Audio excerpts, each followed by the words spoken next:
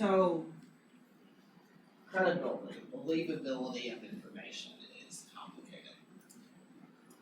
One traditional model is called the elaboration likelihood model of persuasion. One of its co-authors taught someone who taught someone who taught me in my first master's. So, her name by the name of Rich Petty.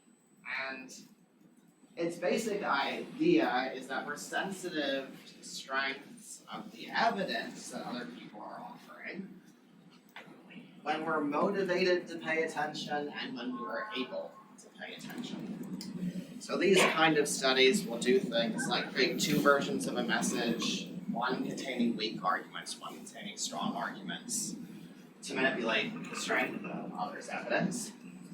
They might put you in a noisy room, very distracting environment, kind of like this classroom can be with the outside noises, versus one that's very calm and quiet. And then they might measure motivation to process as like an individual difference, like how much you are likely to agree with the message or your attitudes towards the message's source. All of those are manipulated experimentally. The basic idea is to predict them persuasive outcomes. But because life is not as straightforward as even that, there's a role in this model for more surface level cues to directly impact persuasion. So even if you're not processing carefully at all, even if you're not paying any attention to the strength of the arguments, you might use these more surface level cues. Like, is it really long? There was a study, I never saw it empirically verified, it was just mentioned in an old Princeton Review textbook, that the longer an essay you wrote for your SAT writing portions, the higher a score you tended to get. That pure length was part of what they were using, probably not consciously, to judge the quality of the work.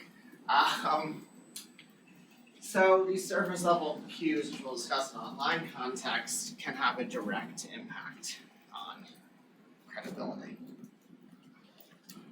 But you can also have expertise cues because, well, surface level cues like formatting, like even the font that somebody's using, can show that people were willing to put forth the effort to try to do a good job. Expertise cues speak to their ability to do a good job. You could have an expert who does a really lazy job, right? And then those things might balance each other out. You can also have an expert who, but if you're processing the message, if you're paying attention to the arguments in the message, you might doubt them more if they're not from an expert. And of course, expertise could contribute to motivation, right? If it's not from an expert, you may be less motivated to think carefully about what that person is saying. And then there's bias, right? Social motivation, similarity to a source, general bias around cognitive dissonance theory. So the ELM, or elaboration likelihood model of persuasion, allows for you to really want to pay attention to those arguments, but only because you want to say when they're wrong. So the complexity grows. Source similarity is interesting because studies have suggested that people can be persuaded by a message simply because the source is from the same university as them versus a different university. I'm not saying these are huge effects, but even in this particular series of studies by Diane Mackey and her colleagues, you had messages that were like on things that people from the University of New Hampshire would know versus from the university where they're doing the study.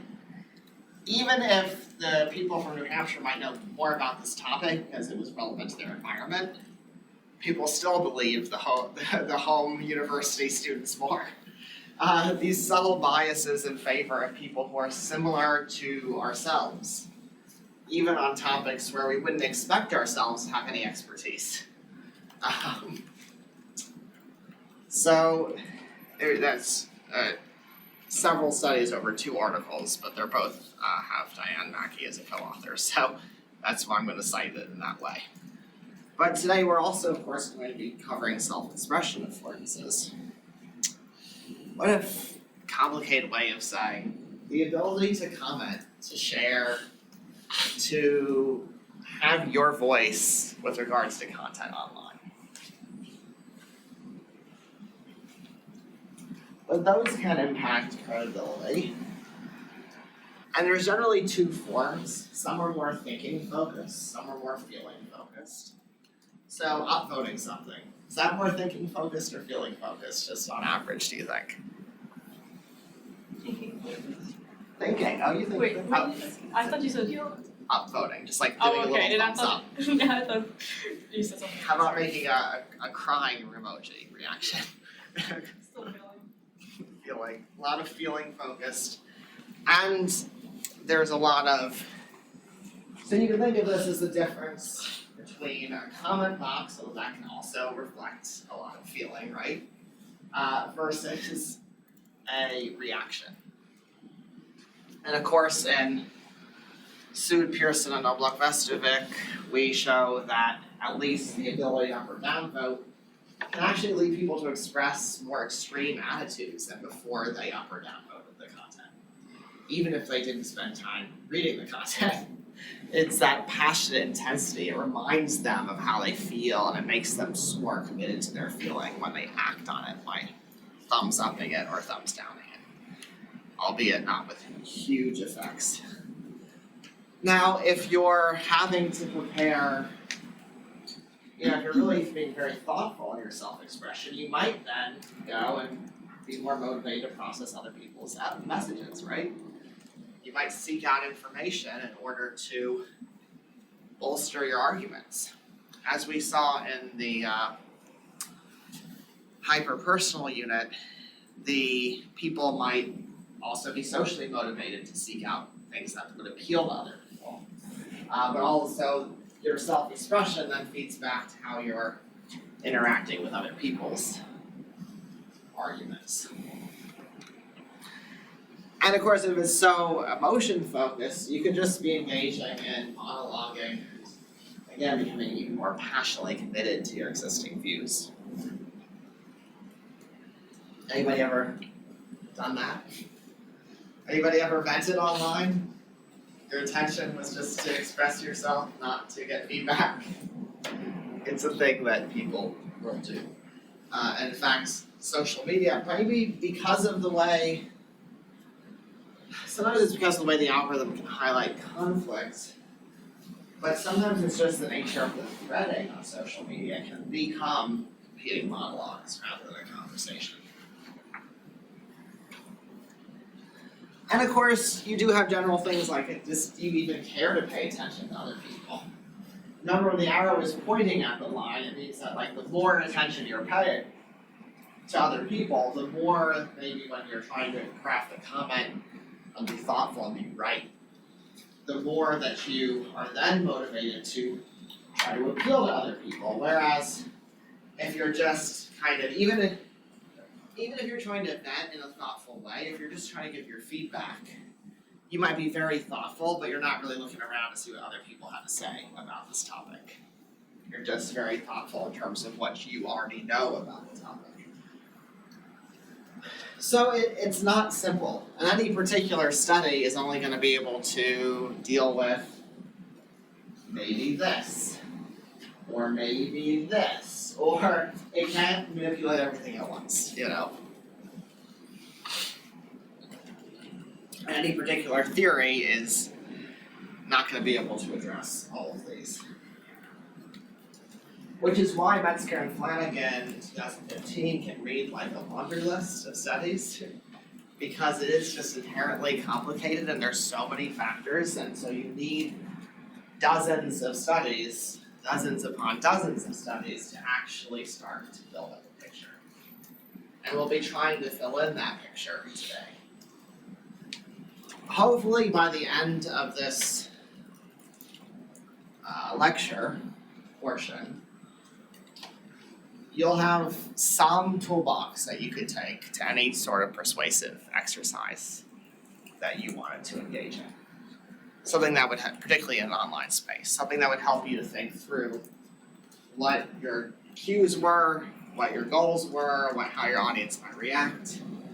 It should be a framework that is flexible and useful for you going forward. Hopefully. So, in the basic definition of credibility, you have these two components. And the first of them is the idea of trustworthiness. The source is acting in your best interest. You can think of this as being motivation. The source wants to do a good job. Now with those troll accounts that we dealt with last class, did those sources want to do a good job? No. They wanted you to think that they were trustworthy, but they had other motivations. How about this comic? If this person goes and does post how delicious this apple is on Instagram, trustworthiness might not be high, right? And then there is expertise. Are they capable of providing accurate information? That theme of motivation versus ability is going to keep coming up. And of course, something that's familiar to any particular student, right? Sometimes you are highly motivated, but find that you lack the resources to put your best foot forward for a particular assignment or for a particular reading. That's something we all struggle with continuously throughout our lives. So you're going to deal with the perceived, essentially, motivation and ability of the source to deliver accurate information, as well as the motivation and the ability of the audience to process that information.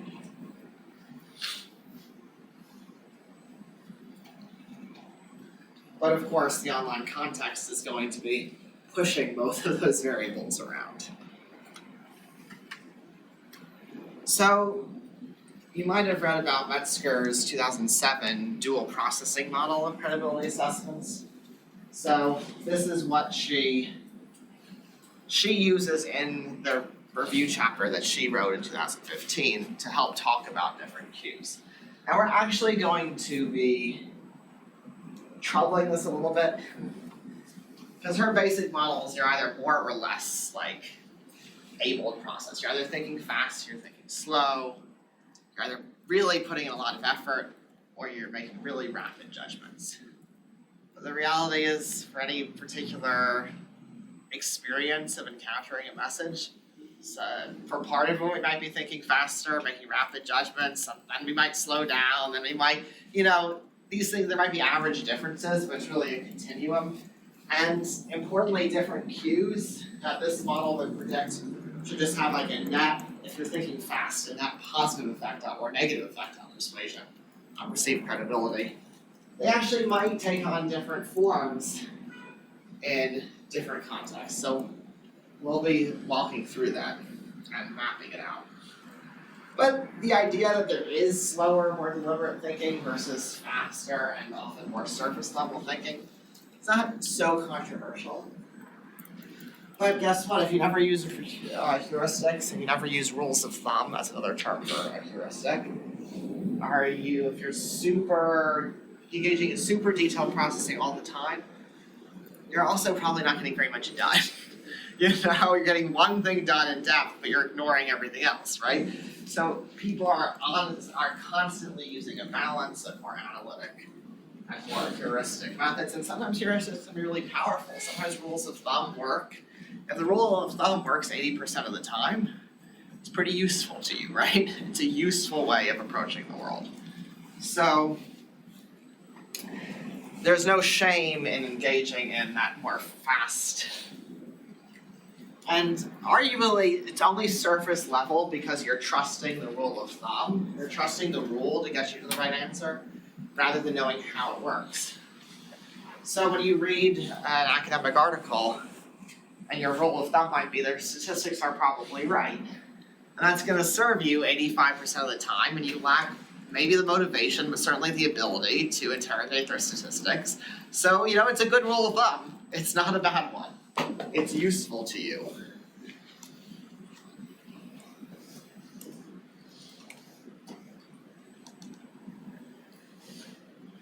So this now is more about audience motivation and ability.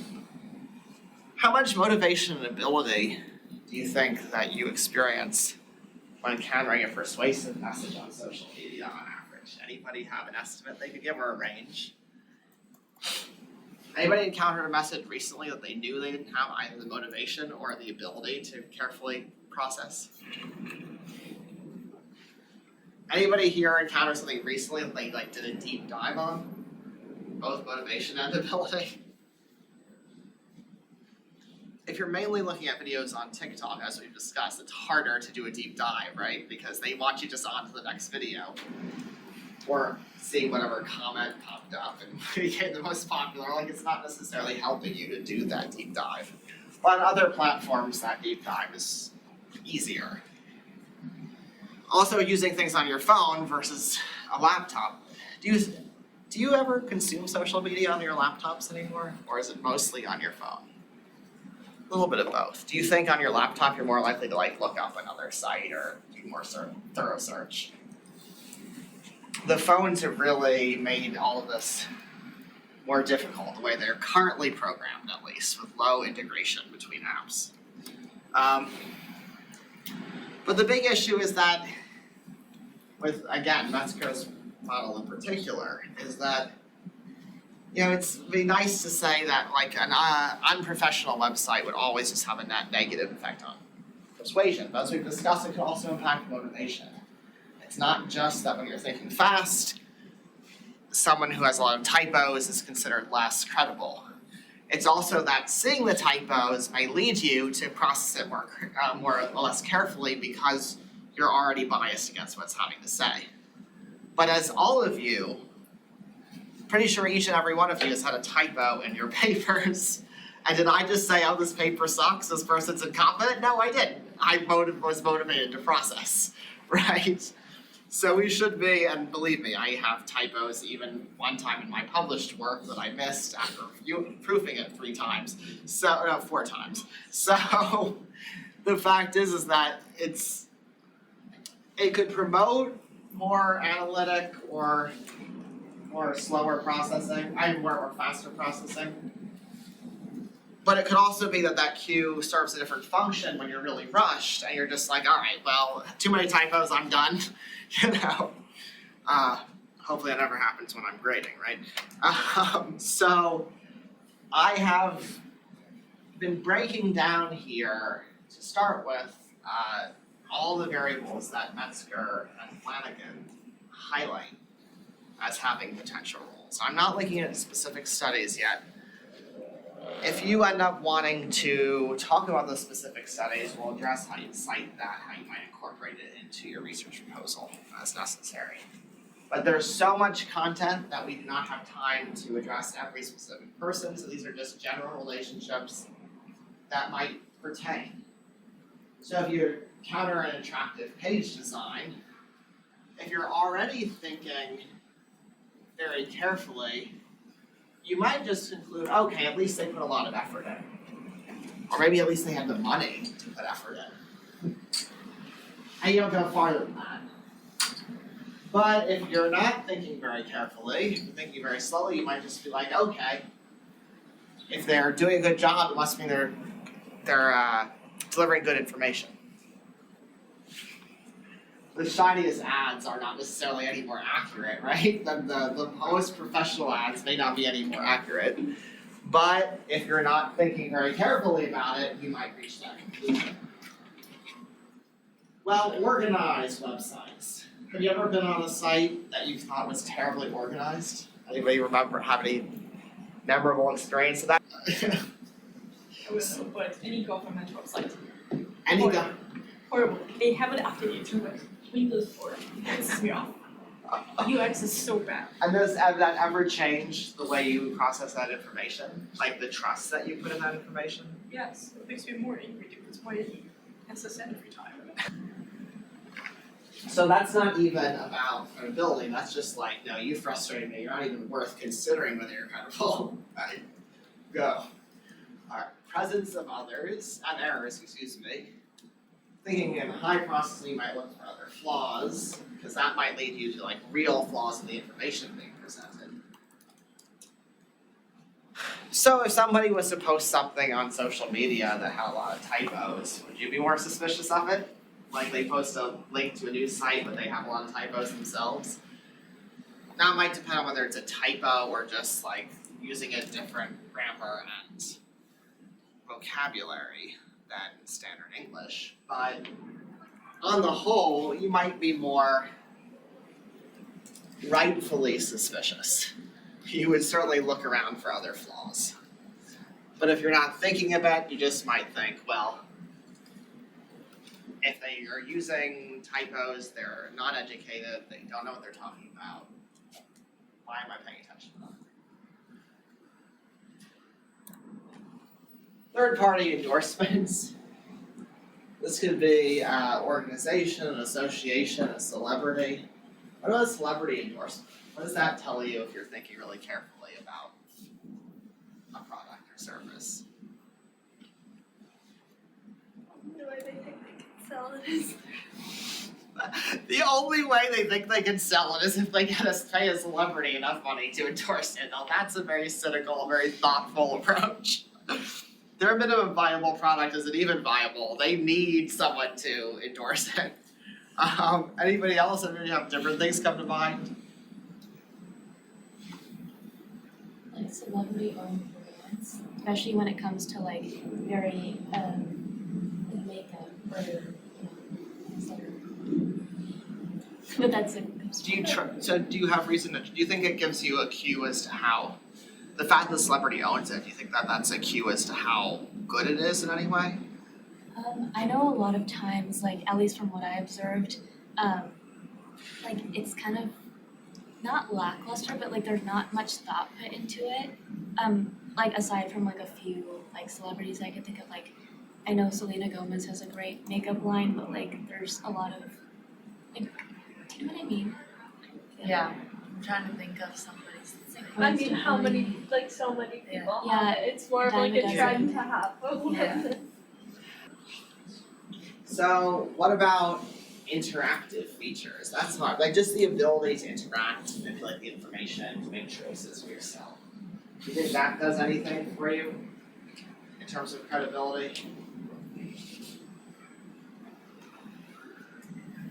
Well, I guess kind of like the fact that they give you the option to interact means they're at least a little bit open to criticism, which is maybe a good thing. Like, if you can see where you would put a review for something, it means they're not all done by robots because you could put a review there. Yeah, they may never feature your review, but at least they could do it. Yes. And even in the early days, even just being able to click and follow hyperlinks, it was like this, like, oh, at least they want to give me the power to make up my own mind. And there's some actually, no, this has been demonstrated now, that if you force people to read messages, even if they're messages they would have read anyway, they're not as persuaded by them. And if you force them to read messages that they kind of disagree with, they become really antagonistic. But if you just allow people to choose, sometimes they'll choose things that they didn't entirely agree with, but they're more open to it, so you force them to do it. So interactivity, choice, the basic thing, like just like, I don't know if there is an alternative universe where you never would have read Mesker and Flanagan for fun, but imagine that universe versus the one where you read it for class. Like you have processed it differently, right? Choice matters, and interactivity embodies choice. How about paid access to information, like something being behind a paywall? Does that signal credibility in any way for you? Signifies that they annoy me. They annoy you. Okay. It's not like if it won't affect the credibility because it either could be a scam or it could be something like the New York Times, which has a paywall because they can, and people can still read them. Yeah, there's paywall that you consider legitimate versus illegitimate. Like, have you ever in your life followed something like build muscle fast or weight loss or this is a new thing and click for see my system and then you see that the system is $30? Yeah. I think when the paywall comes up is also kind of significant, because if you have like things like the New York Times, like sure they'll maybe give you like one free article, but sometimes you can immediately click onto their website and they're already asking for a subscription. So as you're going through Metzger and Flanagan looking for relevant things, you have to constantly ask yourself, is this even still relevant anymore? Because a lot of this work was done, it may speak to some fundamentals of human psychology about what we consider to be trustworthy or what we consider to be accurate under different conditions. But unless you can think of a relevant, similar condition in the real world, then it may just not be very helpful to you. So if you were trying to build an argument and you cited things about things that probably aren't relevant today, your reader would have some questions. Links to reputable organizations is interesting because external links, according to a lot of creators at least, I did not verify this, but Facebook its algorithm started to basically, if you have links, it's hard not to show that as much, because it was part of, we want to make Facebook social, they're partly worried about misinformation, disinformation spreading, but anybody with a link to an external source that you could use to actually verify what you were saying, now thinks that they're not going to be as visible, so they're putting it in the comments instead. So links are great if people can distinguish between like a good source and a bad source, essentially. But also links could serve as a heuristic cue. Oh, they cited lots of sources, but then you never go to check on them, right? Look, this paper has cited 80 other scholars. On average, these claims have got to be good, right? Well, even in an academic setting, if I'm reviewing a paper, do I have time to look at every one of their citations? Then maybe the people they cited no. So there is a heuristic component involved, a rule of thumb that if I recognize them, if they seem to be describing them accurately, then fine. Now, unfortunately, now that we live in the era of ChatGPT, I have to check everyone's citations just in case to discourage people from having ChatGPT invent citations for them. Oh, author identified, okay. If it's just non-anonymous information, if this information is clearly linked to an individual, a source, what does that do for you?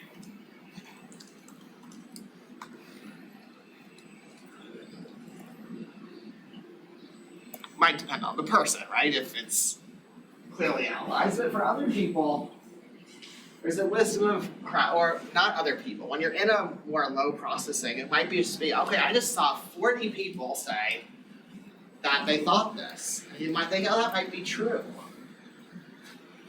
I see it a lot in fandoms. People be like, why does everybody hate on this episode? And then you get like 20 people be like, I love this episode. But in their minds, they'd seen 5 people hating on it, so they're assuming that everyone hates on it. It's called exemplification effect, where you take your recent experience with a part of a whole, and you assume that the whole whole resembles that recent experience.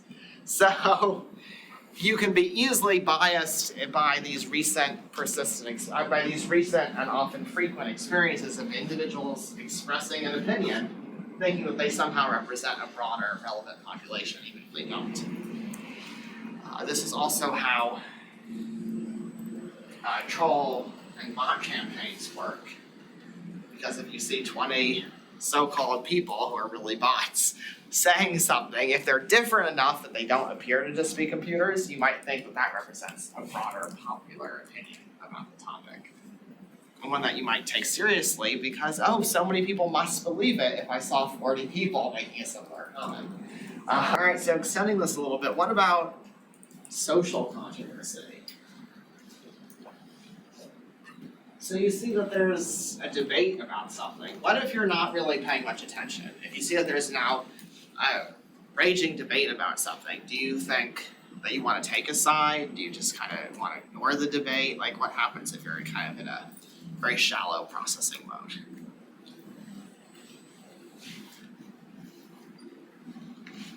It's more like I recognize that there are so many complexities with it, and if I'm in a very low processing mode, I don't really want to have to go through fine, I'd rather stay away from the conflict altogether than find misinformation or find bias information. Because I'm not really in the mood to go through all that. And I know there's a lot of nuances and complexities to an issue, and especially if it's socially controversial, rather than, okay, I can just ignore it for now, because I don't wanna have to process that. So have you seen that wrapped up, anything that was not, like when's the last time you saw a major controversy on something that was not political? Celebrities. Well, I feel like the last largest one that I could remember was the whole James Charles, Tati Westbrook thing. That was huge. That was a long time. I don't know, but that was the biggest one that I can think of because it was huge and so many people were involved and Messaging did it at my birthday Well, party. TikTok found that certain authors, So good. one author had, I guess, kind of oversold or overhyped their book, and then she was called out for overhyping it, and her fans started making death threats against the fans who were accusing her of overhyping it. This is on book TikTok, we had death threats, yes. What they call book talk. Book talk is crazy. There was in the knitting, I don't know what's the TikTok. In the knitting people can feel like they need to take a side. If you're thinking more carefully, you might be engaging in just asking yourself, is it important? Do I have curiosity? Is it relevant? If you're thinking more caught up in it, maybe you see 10 people attacking this person and you're just like, oh, they're probably terrible. Or maybe the very fact of the controversy just makes you almost scared to take a side because you're like, I don't wanna speak up on this issue, this is too much for me. And I think that whether it's a serious issue that affects lots of people, or whether it's a issue that doesn't really affect that many people, that could seem maybe a little bit petty, we can still end up having some very strong feelings about it. So, yeah, we covered these things throughout this class, hopefully including competitive versus cooperative, sharing an identity, that's a sociometer theory, achieving that sense of social connection. Also, what's called referent informational influence, where you just assume that people who are like you are probably right, and you're also like, okay, and if I agree with them, that's good, they'll agree with me, we'll have social connection, it's all great. And of course, if you're feeling competitive, then you're motivated, but you're motivated only to destroy them. Or you're just, if you're would otherwise be motivated but you're not able, because you're too busy to actually do the research to destroy them, you just easily dismiss what they have to say. Hopefully this framework helps you to thinking about motivation and ability of the audience versus the perceived motivation and ability of the source. And here are these that I didn't fill out for you. I highlight message relevance or tailoring because that's actually a commonly used persuasive technique. But mostly in mailings, emails and mailings. If you saw an advertisement that used your name on Instagram, how would you feel?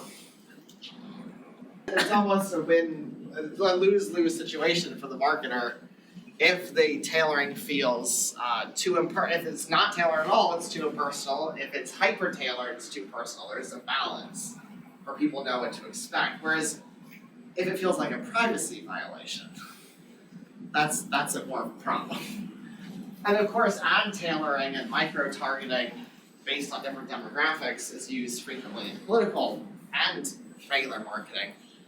Though again, we don't actually have great data on how much it was the tailoring that produced success in that ad campaign versus just it would have reached X number of people anyway, because you don't have the tailored versus non-tailored version of the campaigns to compare. But nonetheless, it's frequently employed. So, anything interesting about personality traits? You can just do a keyword search for personality.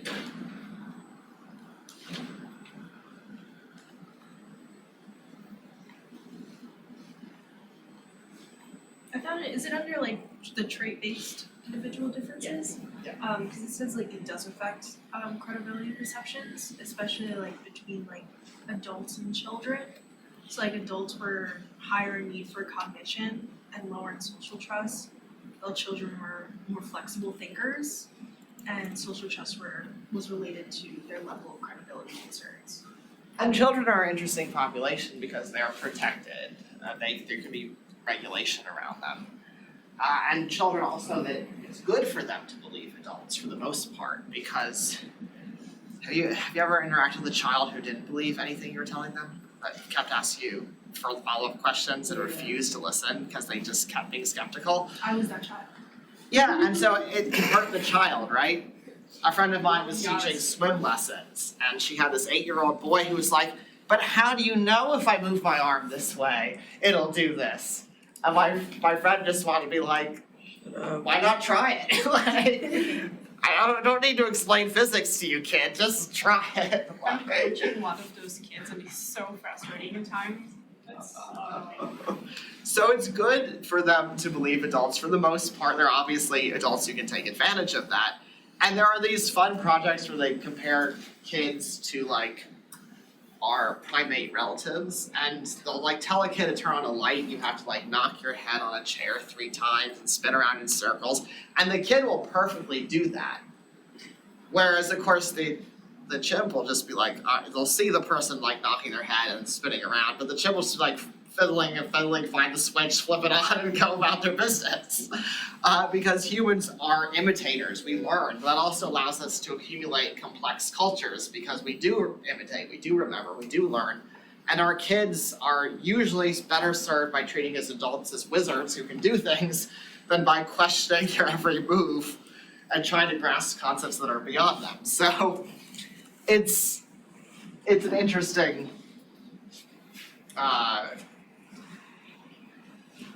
factor, but anyway, when it comes to social media, kids should not be that trusting. Can you remember anything when you were a child, whether it was just online in general, that you believed that you later realized was very silly?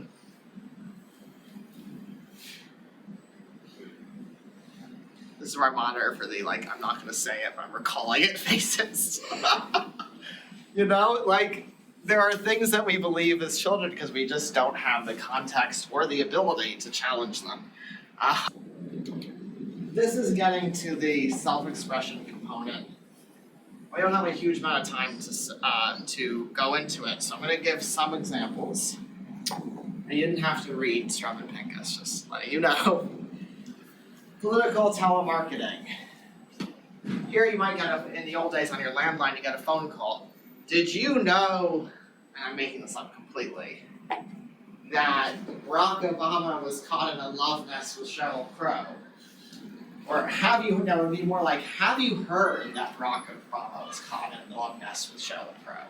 And then you'd say, no, I haven't heard that, but it's activating the idea that it might be true, right? Early days of pre-internet misinformation spreading was just to call them up and be like, no, I wasn't saying that happened, I just asked whether they'd heard that happened. That's a completely neutral question, right?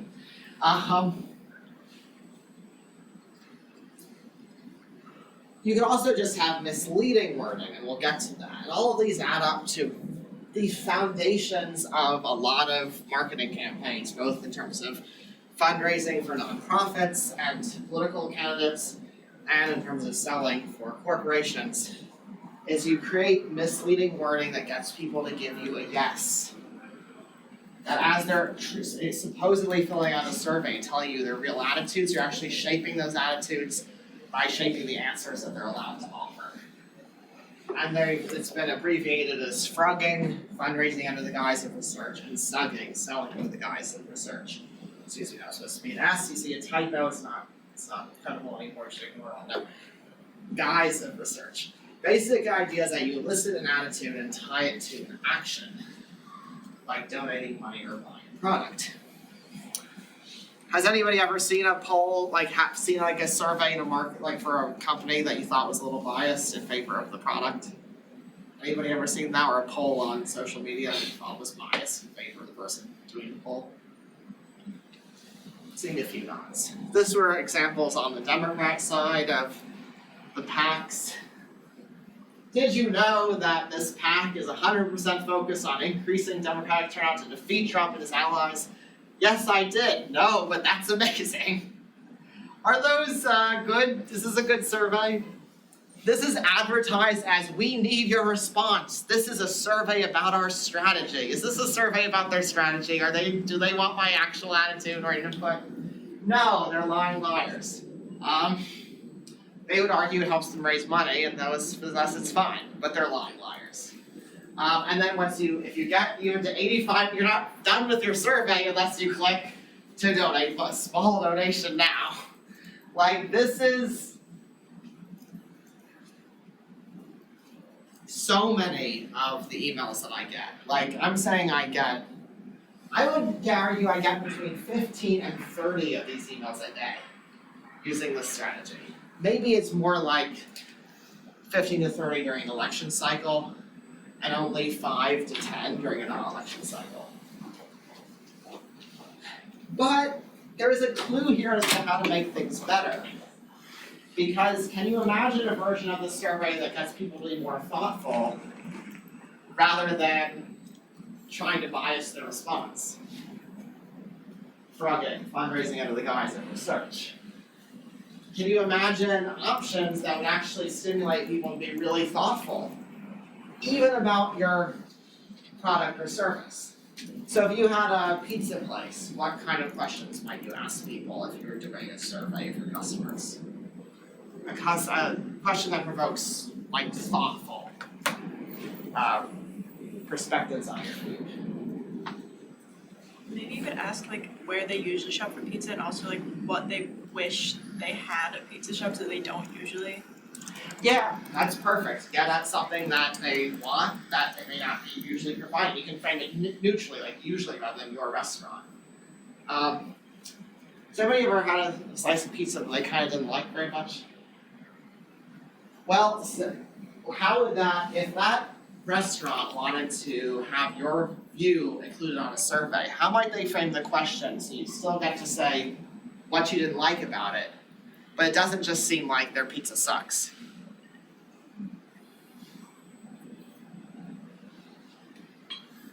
A little tricky, but what was one thing you didn't like about it, if you remember? Well, I don't know, I just don't really like the pizza here very much. Oh yeah, so okay, GW's Dining Hall is doing a survey. Now let's look at you. So what's one thing you don't like about the pizza here? I think the crust is too thick. Thick crust. So if you are GW's Dining Hall, you might be like, what would you make changes to the crust of our pizza? And you could have thicker to thinner. And be like, well, 60% of students want the same crust, 40% want it thinner. So we're keeping it the same, but we've acknowledged your view, right? Yeah.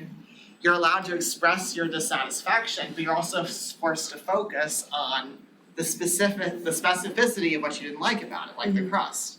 For me, it's always sauces. I don't like a good sweet pizza sauce. I like it to be tart. I don't like it to be too sweet. So that's a big thing for me. But other people might be like, I like a sweet ass crust, motherfucker. Like, shut up.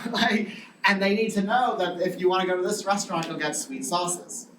I was looking at a pizza place review, which a guy named Jeremy was like, this is the best pizza ever. I was like, who the hell are you, Jeremy? Wasn't a useful reply.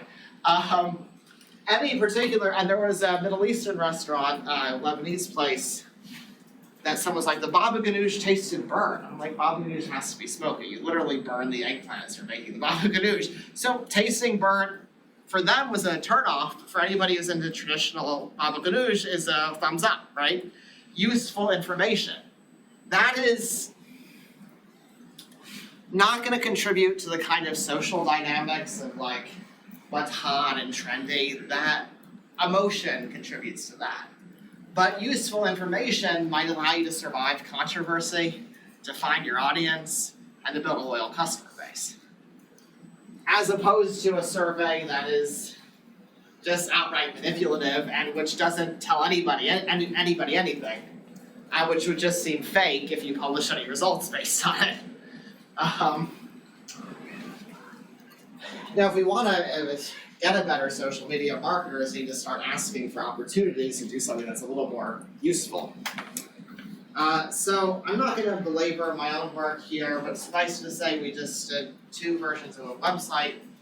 People would browse liberal or conservative content, but on one version, they had like thumbs up where they could do for each article. So they could click on the article and read it, or they could also just thumbs up. They could also thumbs up or thumbs down it. And they could thumbs up or thumbs down at any time. And then another version, we just kind of grayed out those buttons. We're just like, this is a beta test, so those have been disabled. And what we found is that a lot of people, particularly the more extreme their initial attitudes were, this is all political content, they would just give it a thumbs up, and then that we actually report a stronger attitude after doing that. So if they thumbed up an article about gun control, even if they didn't actually read the article, they were even more extreme than when they started simply giving the thumbs up or the thumbs down to something they disliked. So people were substituting expression of opinions and passionate emotional intensity for actually reading articles and maybe getting at arguments and evidence. They were substituting that more shallow processing of just expressing your own emotion for actually consuming content. And that's a good way to summarize. That's actually the only thing I've ever published that got any press.